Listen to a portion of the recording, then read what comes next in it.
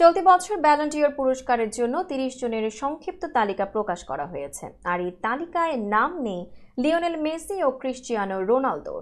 ২০০৩ সালের পর প্রথমবারের মতো এই তালিকা থেকে বাদ পড়েছেন ফুটবলের দুই মহাতারকা। গত ১৬ বারের মধ্যে ১৩ বার ডিওর ভাগ করে নিয়েছেন তারা। ২০০৮ থেকে ২০১৭ সাল পর্যন্ত এই দুজনের বাইরে কেউ পুরস্কারটি জিততে পারেননি।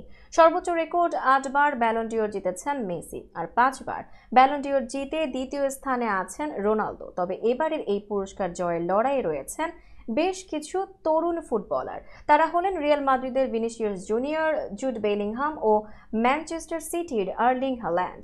আগামী ২৮ অক্টোবর দেওয়া হবে এই পুরস্কার। রিয়াল মাদ্রিদ থেকে সর্বোচ্চ ৭ জন মনোনয়ন পেয়েছেন। মূল ফেভারিট ভিনিসিয়াস জুনিয়র ও জুড বেলিংহাম ছাড়াও আছেন অবসর নেওয়া Toni Kroos, Dani Carvajal, Antonio Rudiger, Fede Valverde ও কিলিয়ান এমবাপের অর্জন অবশ্য পিএসজির হয়ে। বার্সেলোনা থেকে নাম এসেছে ১৭ বছরের বিস্ময় বালক লামিন ইয়ামালের। দানি অলমোর নামও আছে, তবে তার কীর্তিও লাইপজিগ ও স্পেনের হয়ে।